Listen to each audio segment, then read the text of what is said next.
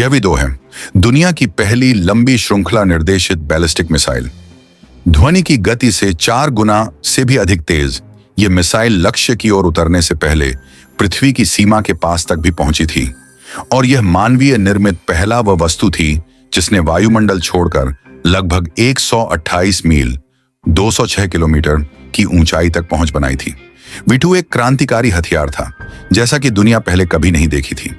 इस वीडियो में हम इसे विस्तार से तोड़कर दिखाएंगे और यह भी जानने की कोशिश करेंगे कि क्या इसके पास वास्तव में युद्ध का रुख बदलने की क्षमता थी। इस फिल्म में हम V2 रॉकेट के बुनियादी लड़ाकू मॉडल को दिखाएंगे और यह ब्लू पावर प्रिंट है। V2 एक एकल स्टेज तरल ईंधन प्रतिक्रिया रॉकेट था जिसमें जटिल मार्गदर्शन प्रणाली थी। यह 45 फीट 11 इंच 14 मीटर लंबा था और इसका फ्यूजलाज लंबाई व्यास 5 फीट 5 इंच 1.65 मीटर था। इसका विंग स्पैन 11 फीट 8 इंच था, 3.56 मीटर था। फ्यूजलाज पतली शीट स्टील से बनाया गया था जो स्टील के ठोस फ्रेमवर्क के चारों ओर लपेटा गया था। फ्यूजलाज के घटक स्टील फ्रेमवर्क से वेल्ड और रिवेट के जरिए जुड़े थे।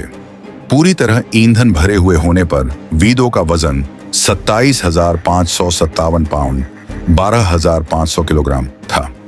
V2 मिसाइल 4 मुख्य भागों से बनी थी: वॉरहेड, उपकरण अनुभाग, मध्य केंद्र अनुभाग और पुच्छ टेल अनुभाग।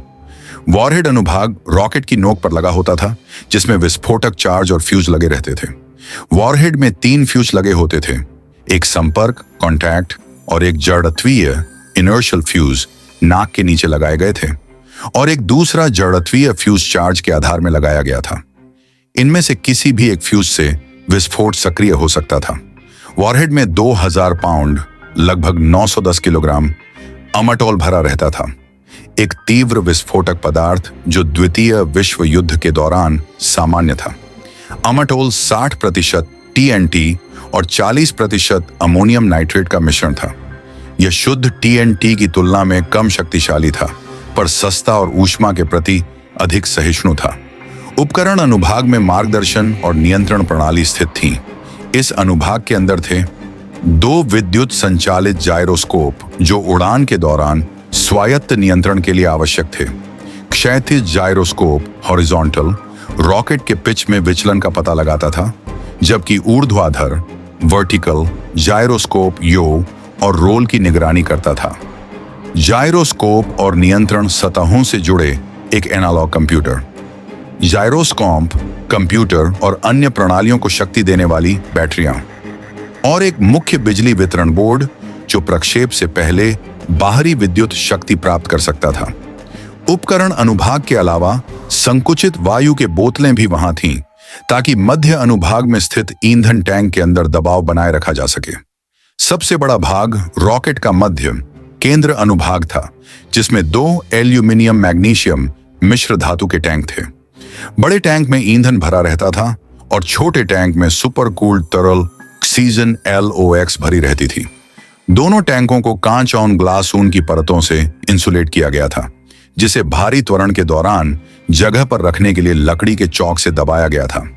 सबसे निचला हिस्सा पुच्छ टेल था जिसमें रॉकेट इंजन, उससे जुड़ा टर्बो पंप, विधानसभा और पाइपिंग तथा एक निकास थ्रस्ट नोजल शामिल था। टेल अनुभाग से 4 बड़े स्त्रीकरण फिन पंख बाहर निकले थे। प्रत्येक फिन में नियंत्रण वैन और आंतरिक नियंत्रित वैन थे जिनसे रॉकेट का नियंत्रण होता था। ये सब एनालॉग कंप्यूटर द्वारा नियंत्रित होते थे। V2 के प्रक्षेप और उड़ान क्रम के विवरण इस फिल्म के आगे के भाग में कवर किए जाएंगे। V2 को अपने 2200 पाउंड लगभग 1000 किलोग्राम के वॉरहेड को लगभग 200 मील 320 किलोमीटर दूर पहुंचाने के लिए एक शक्तिशाली इंजन की आवश्यकता थी। इंजन 1 मिनट से अधिक समय तक 55,000 पाउंड लगभग 25 मीट्रिक टन के थ्रस्ट तक पहुंचने में सक्षम था। हालांकि यह हासिल करने के लिए इंजन को बहुत अधिक ईंधन बहुत उच्च दबाव पर जलाना पड़ता था। जर्मन इंजीनियरों ने इन चुनौतियों को पूरा करने के लिए एक उन्नत दहन कक्ष और pressure pump turbo pump design किया। दहन कक्ष इंजन का कोर था। कक्ष की डबल वॉल संरचना थी। भीतरी और बाहरी दोनों दीवारें प्रेस्ड स्टील की बनी थीं। ईंधन की नलियां डबल दीवार के माध्यम से इंजेक्टर हेड तक जाती थीं। ईंधन कक्ष दीवारों से गर्मी अवशोषित करता था। यह दीवारों को ठंडा रखने में मदद करता था तथा साथ में ईंधन को गर्म भी कर देता था। इंजेक्टर हेड में 18 बर्नर कप्स थे जो दहन कक्ष में ईंधन और तरल ऑक्सीजन प्रविष्ट कराते थे। इन बर्नर कप्स को डिफ्यूजर कप भी कहा जाता था और इन्हें समकेंद्र वृत्तों में व्यवस्थित किया गया था। प्रत्येक कप में केंद्र में तरल ऑक्सीजन का इंजेक्टर था, जिसके चारों ओर ईंधन इंजेक्टर की 5 पंक्तियां और कक्ष की डबल दीवार से जुड़ी फीड होल्स थीं। कप की दीवारों से वाष्पीकृत होता ईंधन उन्हें उच्च तापमान से कुछ सुरक्षा देता था। इसके अतिरिक्त दहन कक्ष में 4 पंक्तियों में फीड होल्स ड्रिल किए गए थे ताकि गर्म गैसों से अतिरिक्त सुरक्षा मिल सके। अगर डबल वॉल जगह के बीच बहुत अधिक ईंधन पंप किया जाता तो दबाव एक भयंकर विस्फोट तक ले जा सकता था। इसे रोकने के लिए एक वाल्व उच्च दबाव को जोखिमपूर्ण स्तर तक पहुंचने से पहले रिलीज कर देता था। उच्च दबाव पर ईंधन की आपूर्ति एक विशेष टर्बो पंप द्वारा की जाती थी।